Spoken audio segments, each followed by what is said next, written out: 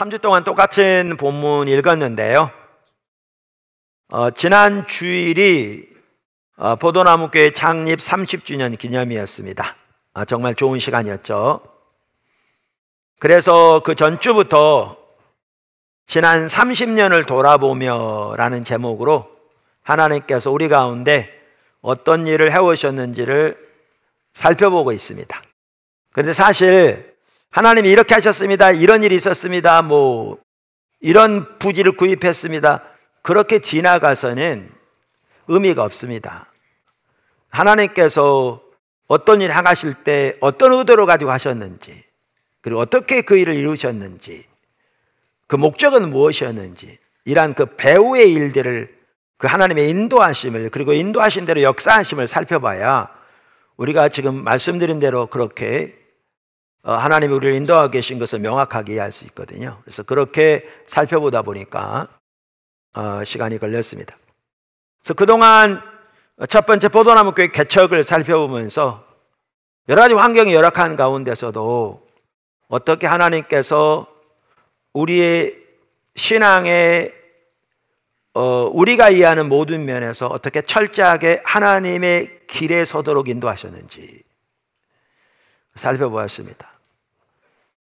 그 전에 저 개인적으로 하나님께서 어떻게 하나님의 얼굴을 구하는 사람으로 돌이켜 주셨는지, 그리고 그렇게 하나님을 집중적으로 찾는 가운데 이 시대에 하나님의 비전, 그러니까 우리의 사역을 하나님의 비전 어떻게 보이셨는지, 그리고 그것이 무엇인지, 그리고 어떻게 그러한 교회를 세우도록 인도하셨는지 등등을 살펴보고, 그렇게 매우 환경적으로 앞이 안 보이는 상황에서도 하나님만 의지하고 갔더니 하나님께서 교회를 이제 세우시기 시작하시고 어떻게 역사하셔서 또 분당에서 이 지금 현재 장소인 용인으로 오게 하셨는지, 그리고 이 장소를 주실 때 하나님 주셨던 기도 제목은 무엇인지, 더 나아가 하나님이 샘물교회 선교회를 어떻게 세우시고 선교회를 세우신 목적이 무엇인지 등등을 살펴보았습니다. 자, 오늘은 이제 큰 두 번째입니다. 큰 두 번째, 포도나무교회 2기 사역. 포도나무교회 2기 사역. 사실 30년을 돌아보기 때문에 이제 이러한 내용들을 살펴보더라도 내용들이 많겠죠. 그러나 이제 모든 걸 다 살펴볼 수는 없어서 그 중에 꼭 살펴보기를 원하는 이제 중요한 요점별로 살펴보고 있습니다. 자, 큰 두 번째, 포도나무교회 2기 사역. 그러니까 이런 부분도 제가 계획해서 한 게 아니고요, 우리 여태까지 온 모든 과정이 그렇지만 하나님께서 구체적으로 인도하신 겁니다. 때로는 제가 전혀 생각하지도 못했을 때. 그러니까 2008년도 우리가 2007년 7월 첫 주에 일이 입주했다고 말씀드렸잖아요. 2008년도에 주일 저녁 예배 시간에 제가 사도행전을 가지고 설교하고 있었습니다. 그 당시에는 제가 주일 저녁 예배도 설교했습니다. 그러던 중에 사도행전 9장 32절부터 설교할 차례였습니다. 저는 이렇게 어느 성경을 가지고 쭉 설교할 때에도 그냥 한 절 한 절 주석을 찾아서 그 의미를 살펴보고 설명하는 줄 이렇게 설교하지 않습니다. 저는 이렇게 설교할 이 순서가 되어지면, 어느 장이나 이제 구절이 되어지면 그 구절을 읽고 묵상하는 중에 하나님께서 이 시점에서 이 구절을 통해서 설교하기 원하시는 부분이 무엇인지를 구합니다, 하나님께. 그러면 대부분의 경우에 주님이 이러이러한 부분들을 나누기를 이렇게 쫙 보이십니다. 깨닫게 하십니다. 그리고 그걸 정리해서 이제 구체적으로 준비하기 위해서 하는 중에 배경이 더 자세하게 아는 게 필요하고, 그러면 이제 주석도 보기도 하고 성경 사전을 보기도 해서 보충하지만 이제 그런 방식으로 설교합니다. 그런데 사도행전 9장 32절부터 설교할 차례인데 제가 성경을 아무리 읽고 아무리 기도해도 뭘 설교할지가 안 보이는 거예요. 정말 힘들죠. 그래서 기도하고 찾는 중에 결국 다른 부분을 설교했습니다. 그 다음 주에도 그렇고요, 무려 4주 동안을 그렇게 했습니다. 그래서 그 4주 동안 어느 한 부분을 쭉 살펴보았습니다.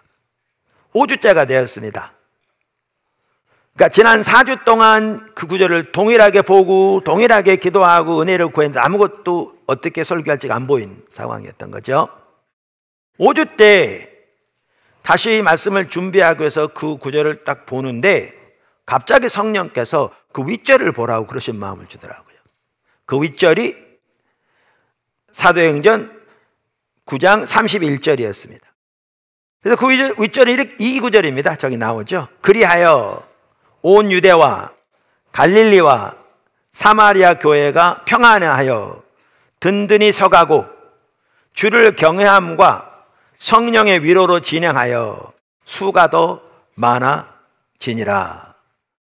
근데 제가 이 구절 딱 읽는 순간에 선명하게 전체적인 윤곽이 보이더라고요. 그러니까 저 같은 경우에는 하나님께서 저에게 하나님의 의중과 뜻을 보이실 때 사용하시는 방법 중에 하나는, 그게 유일한 건 아닙니다만 많이 사용하시는 방법 중에 하나는 전체적인 하나님의 의도와 뜻이 스크린에 보인 것처럼 선명하게 딱 깨달아집니다. 환상이 보인다는 게 아니고 눈에 뭐가 보인다는 게 아니고요, 하나님의 의도와 뜻이 전체적으로 그 윤곽이 또렷하게 보입니다. 또렷하게. 하나님은 창조주 하나님이고 우리 모두를 각기 다르게 창조하셨기 때문에 각자에게 사용하신 방법은 각기 다릅니다. 근데 저 같은 경우는 이제 그렇게 많이 사용하십니다. 그래서 이 구절을 딱 보는 순간에 제 눈에 뭐가 보이냐면 한 챕터가 딱 닫혀지는 게 보이더라고요. 무슨 말이냐면 많은 학자들이 사도행전의 중심 구절로 1장 8절을 들거든요. 오직 성령의 너희에게 임하시면 너희가 권능을 받고 예루살렘과 사마리아와 온 유대와 사마리아와 땅끝까지 이르러 내 증인이 되리라 그랬잖아요. 그런데 여기 보시면 이제 예루살렘과 온 유대와 사마리아까지는 됐다, 지금 그 얘기잖아요. 여기 보시면 온 유대와 갈릴리와 사마리아. 그래서 그 교회가 잘 세워지고 지금 여태까지 사역을 어떻게 보면 요약하고 있잖아요. 여기 보시면 교회가 평안하여 든든히 서가고 거기 하나님의 생명 샬롬이 넘침으로 평안이 있고 든든히 세워지고 있고 성도의 삶 속에 하나님을 경외함이 있고 성령의 운행하심이 거기 있어서 성령의 위로가 넘치고 그로 인해서 날마다 믿는 자가 더해가고 있고, 그러니까 여기까지는 됐다, 딱 이게 보이잖아요. 그러면서 이제 이게 포도나무 교회하고 이렇게 오버랩이 되더라고요. 당연히 우리가 완전한 건 아니고 부족함도 많지만 비슷했거든요. 교회가 이제 십자가 복음에 세워지고 그 어려운 과정을 거쳐왔을 모르지만 교회가 성장하기 시작, 그 당시에 교회가 상당히 빠른 속도로 성장하고 있었거든요. 뿐만 아니라 단순한 숫자적인 성장이 아니라 든든히 서가고 하나님의 생명 역사가 교회 가운데 넘치고 성도의 삶 속에 하나님을 경외함이 있고, 요 말대로 그러면서 한 챕터가 딱 닫히는 게 보이면서 동시에 새로운 챕터가 열리는 게 보이더라고요. 사도행전은 여기까지가 이게 딱 정리된다면 많은 분들이 14장까지가 중간이라고 말합니다만은 제 눈에 보면 거기에는 이제부터 뭐가 열리느냐, 열방이 열리는 거죠. 그래서 바로 위에서 사울이 구원받고 이제 조금 있으면 안디옥 교회가 세워지고, 그래서 이제 안디옥 교회가 세워지면서 바나바를 예루살렘 교회가 안디옥에 보내고, 그래서 바나바가 사울, 나중에 바울이죠, 데려다가 같이 성경 공부하면서 교회가 든든히 세가면서 13장에 성령께서 안디옥 교회에 성령이 세우시는 위해 두 사람을 따로 세우라고 하시고, 그러면서 세계 선교가 일어나는 거잖아요. 이렇게 그러면서 한 챕터가 딱 닫히고 정리돼서 요약돼서 새로운 챕터가 열리는, 그러면서 하나님이 포도나무께 이기 사역을 말씀하신 거예요. 그리고 그 이기 사역은 테마가 열방임을 말씀하신 거예요. 그래서 이렇게 보니까 일기가 딱 14년이더라고요. 보니까 1995년 부활주일이 창립 기념일이고, 그리고 2009년 부활주일까지 14년. 핵심 테마는 말씀드린 대로 회복. 그리고 제2기가 이제 시작되는데 2009년 부활주일에서 14년, 2023년 부활주일까지 14년인데 테마는 열방인 거죠. 세 번째,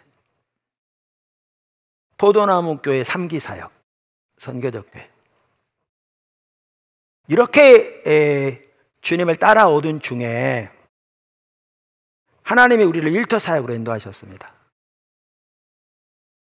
그러니까 저 같은 경우에 늘 성도들을 어떻게 성도들의 일터에서 하나님의 영광을 살게 할까, 이게 늘 부족함을 느꼈어요. 왜냐하면 저는 직장 생활을 젊어서 고등학교 졸업하고 상고 졸업하고 5년 동안 해본 것밖에 없거든요. 그리고 5년 동안 그 사이에 제가 방위 군복무를 했기 때문에 실제 직장 생활은 그것도 아니고, 그리고 저는 고등학교 3학년 때부터 하나님께서 목회자로 부르셨기 때문에 제가 맡겨진 일은 충실하게 했을지 모르지만 남은 시간은 그러니까 시간 다해서 준비하고, 또 미국 유학을 말씀하셔서 준비하고 있었기 때문에 실제로 직장을 통해서 어떻게 하나님의 영광을 위해서 살 것인가, 이 부분에 무장되지 않았거든요. 근데 성도들을 그렇게 무장시켜야 하는데 어떻게 할지 모르겠더라고요. 늘 그런 마음이 있었는데 평소 때 알고 지내던 선교사님 한 분이, 그분이 우리 교회 성도 아버지기도 해요. 그분이 뭐 이렇게 알고 지냈지만 뭐 연락이 이렇게 자주 있었던 것도 아닌데 2019년 상반기에 필리핀 마닐라에서 있었던 제1차 일터사역 포럼, 로잔 운동이 지체하는 1차 일터사역 포럼, 글로벌 워크플레이스 포럼 2019, 1차 그 포럼에 있다고 저를 알려준 거예요. 근데 제가 듣자마자 이거다 싶더라고요. 그래서 마닐라에 날아갔고 참석했고, 일터 사역에 대한 전반적인 그림이 보여서 이제 갔다 와서 우리 같이 배워가기 시작했습니다. 그건 최근 이렇게 다 기억하고 계실 겁니다. 그러면서 하나님께서 우리를 선교적 교회로 인도하셨는데 과정은 쉽지 않았고, 특별히 코로나 기간 동안 쉽지 않았고, 또 그래서 원고까지 올려가면서 따라가고 여러 번 나눴습니다. 그랬더니 보니까요, 하나님이 우리를 선교적 교회로 인도하고 계시더라고요. 그리고 나는 몰랐었는데 그때 보니까 3기로 접어들었더라고요. 나중에 보니까. 그래서 1기가 언제냐면 1995년 부활주일부터 2009년 부활주일까지 14년. 핵심 테마는 회복. 2기가 2009년 부활주일부터 2023년 부활주일, 14년 열방. 그리고 3기 2023년 부활주일부터 2037년 부활주일까지 14년. 테마는 제가 부흥 그랬는데 이자 보시면 알겠지만 제가 물음표를 다 달았어요. 아직 확실히 안 보이는데요. 주님이 또렷하게 보이신 건 없는데 혹시 뭐 이렇게 생각하고 있는 거죠. 그러면서 하나님께서 우리를 선교적 교회로 인도하시는데요, 선교적 우리 모두가 십자가 복음의 삶을 살되 그것이 선교적 삶으로 열매 맺는, 그리고 우리가 살되 초대교회가 살았던 삶의 방식을 따라 그 삶을 살도록 우리를 인도하시는 거잖아요. 그리고 초대교회가 살았던 삶의 방식의 핵심적인 방식은 산상수훈의 삶이었다. 자, 작은 첫 번째, 탈기독교 시대로 접어든 서구. 이 부분을 우리가 좀 더 이해하려면 이 시대를 이해해야 되는데, 원래 서구 사회는, 미국은, 유럽은 오래전부터 그렇게 됐고 탈기독교 시대 혹은 신이 이교 사회로 접어들었습니다. 그러니까 이 말은 313년에 콘스탄틴 황제가 기독교를 합법하기 전에 시대로, 같은 시대로 접어들었다는 거예요. 그때는 기독교는 국가를 해롭게 하는 미신을 믿는 집단으로 오해되었고요, 아무 때나 감옥에 갇힐 수도 있었고 재산을 빼앗길 수도 있었고 심지어 목숨을 잃을 수도 있었습니다. 숫자적으로도 급격하게 지금 줄어들다고 말씀드렸잖아요. 그래서 2023년 출간될 탈기독교 시대 교회에 의하면 지난 25년 동안 미국에서 4천만 명의 교회를 떠났습니다. 여기서 일이 떠난 게 아니고요. 교회를 아예 떠났습니다. 그 인구는 미국 인구의 전체 15%. 근데 도표가 여러 번 본 대로 저렇게 돼 있습니다. 급속도로 많아지고 있는 거죠. 저게 멈출 기미가 안 보입니다. 일부에서는 언젠가는 둔화될 거라고, 심지어 더 떠날 사람이 없으니까 이런 얘기까지 나올 정도입니다. 한국이요? 전혀 이해가 아닙니다. 그래서 교회 수도 줄고요, 기독교 대학 줄어들고요, 기독교가 있는 이름이 있는 모든 것은 다 줄어들고 있습니다. 여기 보시면 2022년만 하더라도요, 1년 동안 단 한 해 동안만 하더라도 개신교에서 무종교로 떠난 사람이 무려 12%나 됩니다. 1년 동안 교회를 떠난 사람. 타종교로 떠난 사람 1%.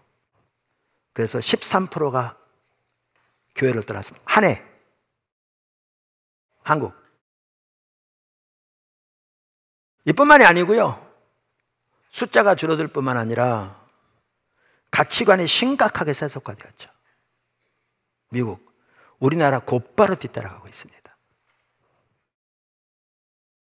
그래서 2020년에 출간된 팀 켈러 목사님의 책에 보면, 그동안 미국 사회는 모든 사람이 신성한 질서체계, sacred order, 신성한 질서체계를 당연한 것으로 여겼다는 거죠. 그러니까 예를 들면 그리스도인이건 아니건 사람들은 초월적이고 초자연적인 세계가 있어서 그것이 절대적인 도덕의 기준이 된다고 확실하게 믿었고, 죽음 이후의 삶도 분명히 있다는 걸 믿었다는 겁니다. 그래서 사람이라면 자신의 감정과 상관없이 따라야 하는 옳고 그름의 기준이 분명히 있다는 믿음을 모든 미국 사람들이 다 가지고 있었다는 겁니다. 근데 오늘날은 더 이상 그렇지 않습니다. 안 믿습니다. 사람들이 전혀.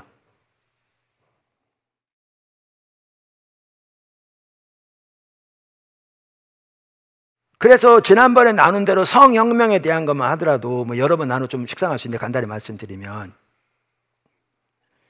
나는 남자의 몸에 갇힌 여자입니다. 자기는 원래 여자가 자기의 정체성인데 남자의 몸으로 태어나서 그 속에 갇혀 있다. 그래서 외식하는 삶을 살다니까 이게 너무나 행복하지 않고 그 외식하는 사람이 싫다, 이런 거잖아요. 왜 이렇게 되냐면 이게 갑자기 그렇게 된 게 아니고요, 사회가 그 소위 엘리트들의 사상가들의 영향을 받았는데, 특별히 1960년대부터 미국만 하더라도 급속도로 세속화되면서 지금 말씀드리는 게 당연한 것으로 받아들이는 것으로. 그래서 그들은 내 정체성은 내 느끼는 대로 내가 결정하게 되는 거죠. 외부적인 여건과 상관없이. 그러니까 하나님이 우리를 하나님의 형상으로 창조하셨다? 아예 그 개념은 사라져버렸고요. 그리고 이게 프로이드의 영향인데 자신의 정체성과 성적 만족을 연결시켜버리는 거죠. 그러니까 이렇게 돼버린 겁니다. 그래서 원래 그렇게 된 데는 루소, 낭만주의, 니체, 마르크스, 프로이드 같은 사람들의 사상에 영향을 끼쳤는데요, 원래 미국 사람 하더라도 대학 다니면서 이런 사람은 책을 전혀 한 권도 안 봤을지라도 이들의 영향을 받아서 사회 전체가 당연한 것으로 받아들이는, 이걸 찰스 테일러는 사회적 상상이라고 그러는데, 이 당연한 것으로 받아들이는 것이 돼버렸기 때문에 그것이 학교건, 그것이 재판부건, 그것이 교수건, 그것이 일반 국민이건 다 그렇게 당연한 것으로 받아들이기 때문에 이렇게 돼버린 거죠. 그래서 지난번에 나눈 대로 우리가 이제 폭력하면 신체적 폭력이 있잖아요. 근데 신체적 폭력 못지않게 언어적 폭력도 있고요, 정신적 폭력도 있어요. 심각한 거죠. 그러면 아까 말한 대로 나는 남자의 몸에 갇힌 여자입니다, 이렇게 했을 경우에 누가 그걸 비웃었다. 그러면 그것을 어떻게 오늘날 미국에서 인정하냐 하면 정체성에 대한 폭력으로 보는 거죠. 근데 여기에 중요한 게 뭐냐 하면 정치적 방법은 해결책이 아니라는 겁니다. 정치적 방법은 해결책이 아니라는 겁니다. 이렇게 될 때 많은 사람들이, 특별히 기독교인들이 정치적으로 해결하려고 합니다. 이걸 아주 잘 다룬 책이 제임스 데이비스 헌터입니다. 팀 켈러 목사님이 거기에 뭐라고 추천서를 썼냐 하면, 세상을 변화시키는 방법에 대해 어떤 작가나 사상가도 나에게 어떻게 문화가 변화되는가라는 중요하고 복잡한 주제에 대해 제임스 헌터만큼 많이 가르쳐주지 못했다고 말할 만큼 그렇게 썼습니다. 저 책의 부제가 그거예요. 포스트 모던 시대의 정치신학의 한계와 가능성. 이 시간은, 오늘날은 모든 게 정치화되어 버렸거든요. 우리나라도 거의 그렇게 돼버렸고요. 뭐 미국 앞장서 이렇게 돼버렸고요. 그렇게 돼버린 상황에서 그리스도인과 기독교 단체들이 정치를 통해서 문화를 변화시키려고 하는지를 이 저자가 잘 분석합니다. 그러면서 그 문제점을 예리하게 파헤쳐요. 그러면서 역사적으로 보더라면 그게 해결책이 아니라는 겁니다. 찰스 테일러라고 아까 4명의 그 추천한 분 중에 2명은 현존하는 기독교 철학자 중에 뛰어난 2분인데요. 그 중에 한 분이 찰스 테일러입니다. 이 책을 소개하면서 이렇게 썼어요. 그리스도인은 세상에서 어떻게 행동해야 하는가? 오늘날 가장 일반적인 답변은 정치에 가담해서 행동하는 것으로 보인다. 하지만 그간에 보여준 대다수 기독교 정치활동의 양식, 가로 열고, 유독 기독교 우파에서만 그런 것은 아니지만 그들에게서 가장 명확하게 드러난다, 가로 닫고. 오늘날은 저 심각한 문제가 좌파보다 우파에 더 문제가 나타나고 있습니다. 미국도 한국도. 학자들이 지금 하고 있는 얘기입니다. 정치활동의 양식은 분노와 피해의식을 연료로 공급하여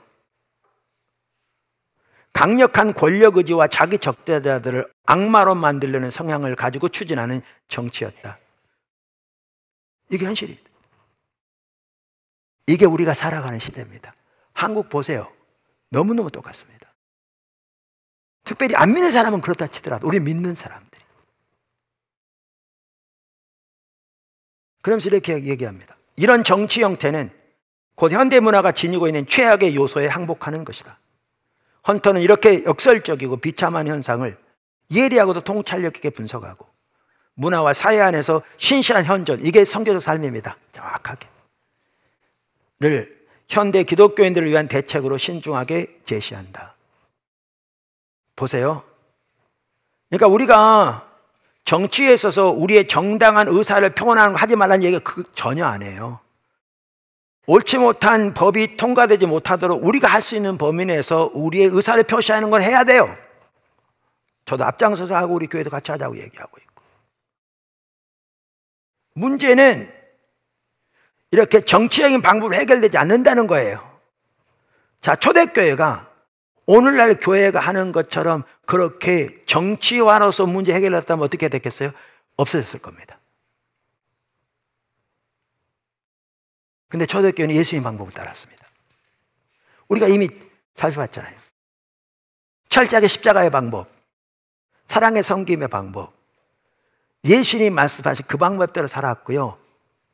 그 삶을 통해 로마를 삼켰습니다.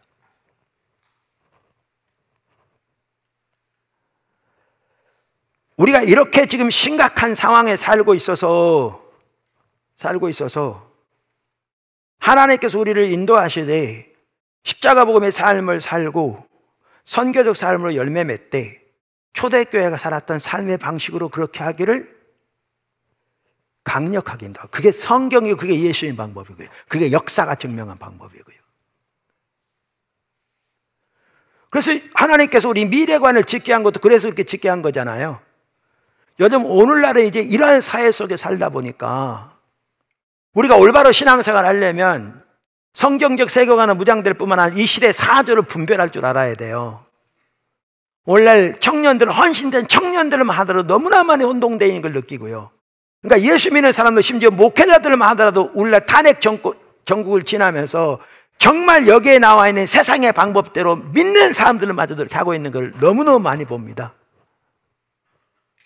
그리고 제가 이렇게 말하면 저는 좌파라고 공산주의라고 매도하는,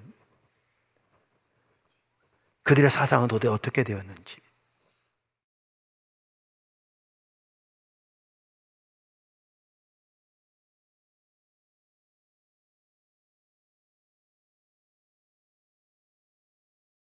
그렇게 가야 되고요. 그래서 하나님이 미래관을 짓게 하신 거잖아요. 이거요, 학교를 왜 지은 거 아니에요. 이제는 교회가 다시 학교를 해야 돼요. 사실 어차피 교회 역사적으로 학교, 교회가 시작했고 대학도 교회가 시작했어요. 역사적으로, 세계적으로. 근데 우리나라도 기독교 초기 교회가 학교를 시작했어요. 왜? 문맹률이 많았으니까. 지금은 근데 이렇게 성도들이 무장되도록 학교가 필요해요. 그래서 도서관 짓게 하신 거잖아요. 코로나 기간 동안에 47억 들여서, 그것도 20억은 채우시고 27억은 채우시고 20억 융자 받아서 하나님이 앞서가시면서. 근데 그때 안 지었으면 어떡할 뻔했어요. 코로나 기간 또 어떻게 예배드렸으면 지금 거의 한 칸도 부족함이 없이 쓰고 있는데 여호와 일이 하나님을 보죠. 그리고 지금 학교 부지 건축 두드림 투게더 인터내셔널. 자, 이제 마치면서 제가 세 가지를 말씀드리려고 해요. 이 시점에 지금 어떻게 해야 되느냐. 쭉 보셨어요. 여기 왔어요. 우리가 어디로 가느냐, 여기서 뭐 어떻게 해야 되느냐. 세 가지를 말씀드리려고 해요. 첫째, 십자가 복음의 삶의 확산. 하나님이 그 일을 하고 계신 것 같아요. 일본 교회 중심에 우리를 지금 집어넣고 계시잖아요. 또 JTJ 신학교는 지속적으로 같이 갈 겁니다. 나머지 일들도 뭐 기회되면 나눌게요. 지난 주간에 한 분이 저한테 문자를 보냈습니다. 이런 내용입니다. 며칠 전 미얀마에서 귀국하다가 떠오른 생각입니다. 어떤 분 이름을 말하면서 한 분이 과거에 하셨던 말씀인데, 십자가 복음이 한 개 나라라도 구원할 수 있다는 언급인데, 미얀마의 내일이 소망 없이 보이는 현실 속에서 십자가 복음이 양곤 교회 리더들에게 소망과 하나님의 길을 제시하고 있는 걸 봅니다. 지금 하나님께서 열어가고 계십니다. 근데 십자가 복음을 중심으로 열어가고 계십니다. 두 번째, 다음 세대 사역을 열정을 가지고 지속해야 합니다. tenacity, 아까 군, 캠퍼스, 두드림 투게더 인터내셔널 이제 시작하면 T미션 10대들, K미션 1세부터 12세까지 이제 직장 선교도 열리게 되고, 학교는 포도나무 선교원, 샘물결 기도학교, BGA, 그 다음에 문화사역도 그렇습니다. 뉴 와인스킨스도 그렇지만 문화사역. 그래서 여러분 30주년 뮤지컬도 보세요. 우리 규모의 교회에서 할 수 있는 일이 아닙니다. 근데 왜 이게 가능하냐? 하나님께서 일꾼들을 불러 모으고 계시는 겁니다. 왜? 이 시대를 돌이키는 문화의 영향력이 매우 크거든요. 중요하거든요. 하고 있습니다. 양육만 해도 그렇습니다. 과거의 어떤 경험을 보면 우리가 중간쯤 온 것 같았는데 이제는 하나님의 길이 전반적으로 다 정리되고 있습니다. 우리 양육 프로그램 보여주실래요? 여러분 잘 아시는 대로 기초, 기본, 선교적 삶, 이게 무장되어지고요.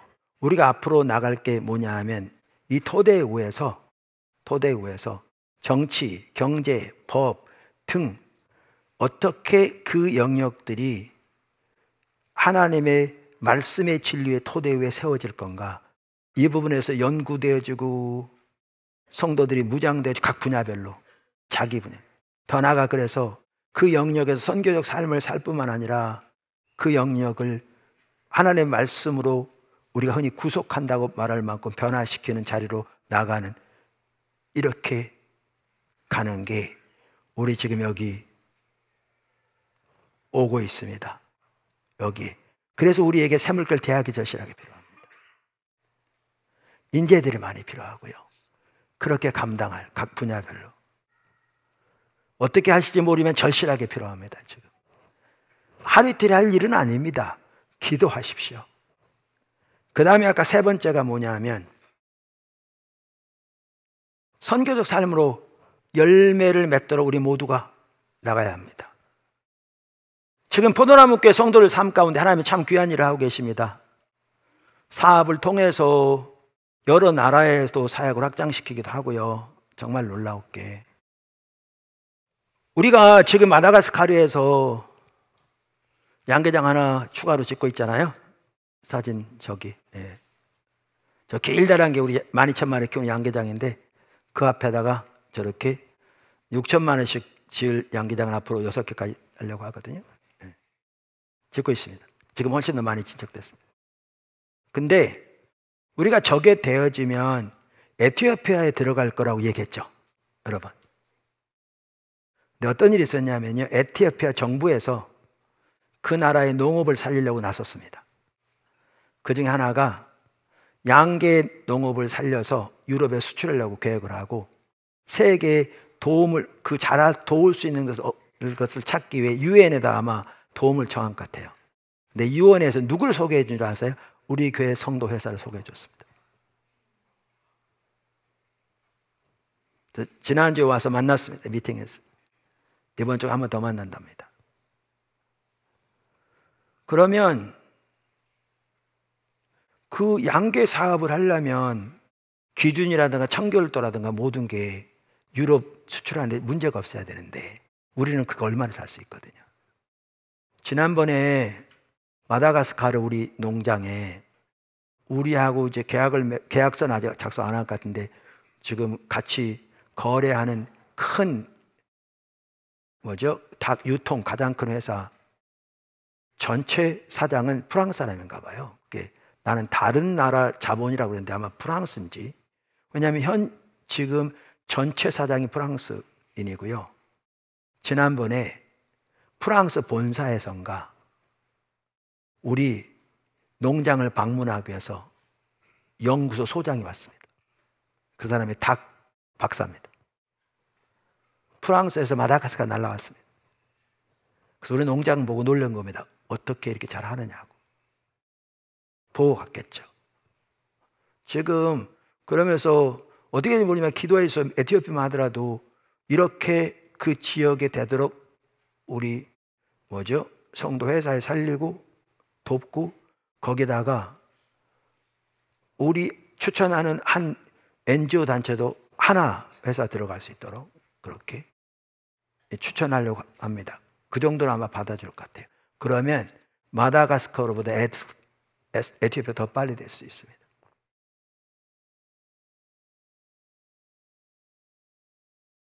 어제 한 형제가 나한테 문자 보냈습니다. 양계농장하는 형제입니다. 올 부활주일에 주변에 대형교회, 군부대, 카톨릭 여러 곳에서 주문 들어온 바람에 어느 때보다 바쁜 아내를 보냈다, 부활주일을. 그러면서 그전 때부터 하나님의 꿈을 주신 게 동물복지유통센터를 건립하려고 하는데 부지 구입, 그 다음에 건축 많은 돈이 들어가는데 우리가 개미군단을 하는 걸 어느 걸 지혜를 얻어서 그분들에게 그 정기적으로 구독하는 수가 늘어나서 감당할 수 있을 것 같다, 이자가. 근데 요게 단순한 돈벌이가 아니라 동물복지유통센터 개혁되면 우리나라뿐만 아니라 그것이 마다 에티오피아, 필리핀 등 농장에서 생산되는 계란을 전체적으로 유통해서 지역을 살리고 유통을 살리는 일에 요긴하게 쓰일 것 같다. 이게 지난 한 주에 저에게 보고된 내용입니다. 제가 이걸 보면서 그 전부터도 들은 얘기들 볼 때에 하나님께서 성도들 삶 속에 많이 일하고 계세요. 교회를 이렇게 전반적으로 쫙 인도해 가시면서 그 나눈 하나하나의 내용들이 선교 삶 그대로잖아요. 지역을 살리고 그래서 때로는 더 나아가 국가를 살릴 수도 있고 그리고 사람들의 가정을 회복시키고 궁극적으로 이러한 부분들이 또 합해져서 마다건 에티오피아건 교회들을 양육하고 목회자들을 양육하고 훈련하고 사실 우리가 앞으로 어느 정도 수익 기반이 되면 그렇게 할 것 같아요. 25만 평 부지가 있잖아요. 거기다가 사료도 할 수 있을 것 같고요. 그리고 되어지면 지금 짓고 있는 거기에는 4만 마리까지 키울 수 있도록 지을 수 있는데 어떻게 될지 모르지만 좀 더 넓은 장소에서 양계를 위해서는 6개를 위해서는 옮기고요. 거기 있는 것은 전체를 계란을 생산하는 곳으로 바꿔도 에티오피아가 가난한 나라가 우리나라보다 계란값이 2배거든요. 그럼 우리가 대규모로 가격을 낮추면 다른 데는 안 낮출 수가 없을 거거든요. 하나님께서 이렇게 일하고 계셔서 그래서 다시 나누면 하나님께서 십자가 복음을 넓혀 가시는데 이분들에게는 선교적 교회를 나눌 수 없습니다. 준비도 안 됐을 뿐만 아니라 혼동반대니까 철저하게 십자가 복음의 삶을 살고 무장되어 교회가 세워지도록 적져 나가야죠. 근데 우리는 그렇게 통로가 될 선교뿐만 아니라 우리 자신이 십자가 복음의 삶을 살고 더 나아가 이기에 보이신 대로 하나님 보신 다음 세 전체를 테나시티 불굴의 끈기를 가지고 이루어지도록 나갈 뿐만 아니라 전반적인 그림을 보고 그리고 우리의 삶에서 모두가 선교적 삶의 열매 맺도록 나가야 합니다. 그게 지금 포도나무 교회 나갈 길입니다. 그럼 저는 이렇게 낌새를 봅니다. 이렇게 나가면 어쩌면 아직 모릅니다. 이건 제가 단정적으로 말 못합니다. 왜냐하면 하나님 저에게 감동 주신 것도 아니고 저에게 보인 것도 아니고 그냥 제가 추측하는 거니까.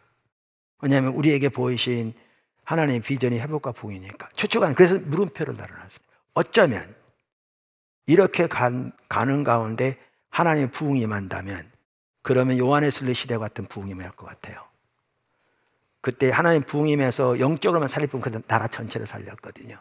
더 나아가 그 요한의 순례의 아들, 영적인 아들이라고 표현하는 대로 윌리엄 캐리 인도 가서 그 엄청난 결과를 냈고 그리고 또 우리가 여러 번 살펴본 대로 그 영국에서도 그렇게 데로 밀러 그 책에 보면 요한의 순례의 또 다른 아들이라고 할 수 있는 아들이 진짜 아들이에요. 그 영적 영향을 받는 윌리엄 윌버포스. 그분은 신앙이 좋아서 주변에서 목회자 되라고 선교사 되라고 그러는데 하나님의 그는 정치로 부르셔서 그는 자선사업과 사회개혁가인 반면에 영국의 의원이었는데 그분은 대영 제국에서 노예 제도를 폐지하는 데 앞장서서 결국 그의 임종하기 하루 전인가 이틀 전인가 영국 의회에서 노예 제도가 영원히 폐지됐잖아요. 뿐만 아니라 그러한 영향을 받은 클라팜 공동체가 그 당시 세워져서 영국의 주요한 변혁을 가져오는 복음주의자들로 이루어진 그 리더들로 이루어진 단체였는데 그렇게 놀라웠게 쓰였잖아요. 하나님이 한편으로는 우리를 아까 말한 그렇게 인도해 가시면서 어쩌면 이런 결과도 가져올 수 있도록 하실지도 모릅니다. 우리가 깨어서 집중적으로 갈 수만 있다면. 이런 주님이 앞서가고 계시는 거예요. 그것을 여러분에게 보여드리고 싶었습니다. 알려드리고 싶었습니다. 그래서 30주년 돌아보면서 했는데 한 타임이 안 돼서 이렇게 세 타임까지 나누게 되었습니다. 여러분 포도나무께 지체라 모두가 그렇게 하나님이 하시면 잘 주시고 특별히 여러분 한 분 한 분 지금 하나님 여러분 주변에 뭘 하고 계신지 잘 보셔야 돼요. 제가 아까 말씀드린 또 다른 한 분 빼먹었네. 한 분은 사업하는 분인데 직장인인데요. 하나님께서 이렇게 놀라운 계획을 보이시면서 인도에 가신다고. 그래서 어떤 분을 만나게 되는데 그 결과는 어떻게 될지 모르지만 하나님께서 이렇게 비즈니스에서 어떻게 비즈니스 도울 수 있는지 보인다고 그랬는데 이 한 분 한 분 모두가 다 주님을 찾는 분들이에요. 주님을 찾고 내 주변에 주님 뭘 하고 계신지 그리고 주님의 뜻이 보이지만 헌신하고 다는 열망을 가지고 주님을 찾고 주님 뜻을 구하고 하나님 얼굴을 구하는 자를 설 때 주님이 여러분 삶 속에 일하고 계신 하나님 일을 보게 하실 것이고 그래서 그렇게 하나님과 구체로 동행하는 삶이 될 겁니다. 그래서 여러분 모두가 듣는 것으로 만족하지 말고 그렇게 주님을 찾는 가운데 여러분 주변에 일하고 계신 하나님 발견하고 한 명도 빠짐없이 그렇게 갈 수 있기를 주님으로 축원합니다.